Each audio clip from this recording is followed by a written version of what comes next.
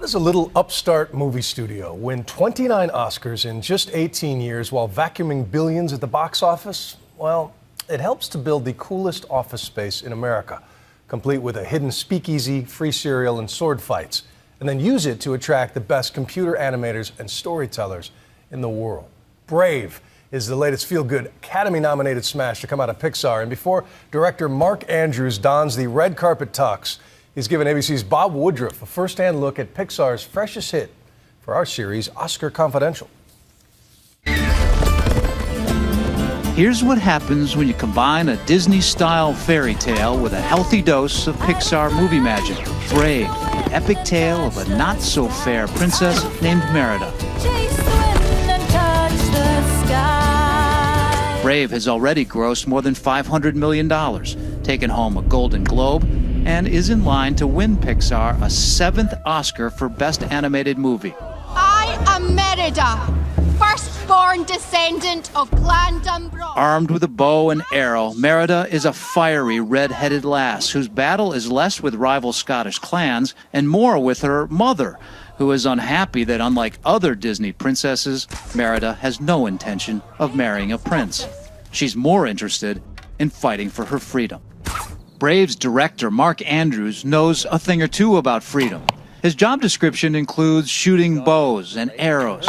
He gave us a rare glimpse inside Pixar and the place he calls an office. So when I came on board the film, this was all the stuff that I do normally at home and on weekends and stuff when I'm just to have a good time or just to exercise. Go ahead and come for my head. It may just look like fun and games, but this is how the filmmakers actually researched Brave. Mark wanted his animators to know how it felt to hold the weight of a sword so that they could recreate that reality in the film.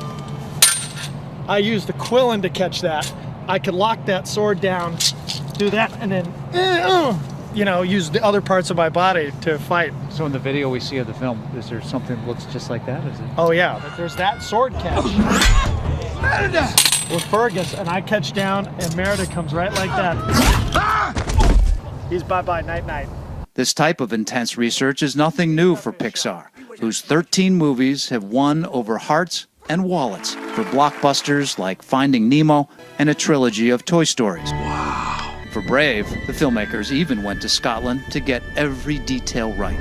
Going to Scotland, to see Scotland, to lie down in the heather, and that's how they get out of the wind, or to see how dark the water is, that changes the person. That's a characteristic. We put that in the film. That helps make this story, those details, real, so an audience wants to be swept away and go to these places, not superficially. But what really stands out in Brave is Merida's fight against her parents' plans to get her married. I don't want to get married. I want to stay single and let my hair flow in the wind. And her curly, fiery red hair. Why red hair? We want to see her in every frame of the film like that. For Pixar, this is also their first fairy tale. Movies they've never liked before. Honestly, my memory is I was the one that would walk into the room and say, I hate fairy tale movies, and you've got to make it be something that I would want to enjoy.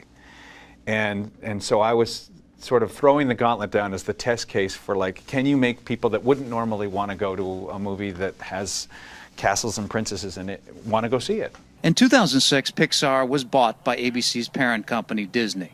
This studio stands as a citadel of creativity.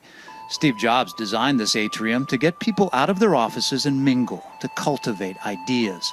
Although Pixar has developed incredible software, John Lasseter, the chief creative officer, told Nightline's Bill Weir 2 years ago that their real goal is to be remembered mostly as storytellers.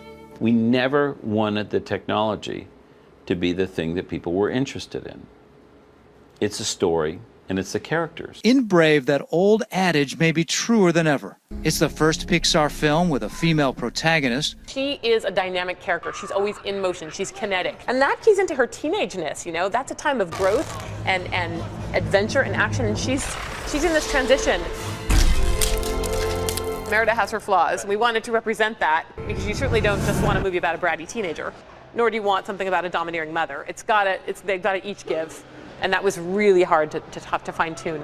A teenager who, in a moment of rebellion, turns her mother into a bear.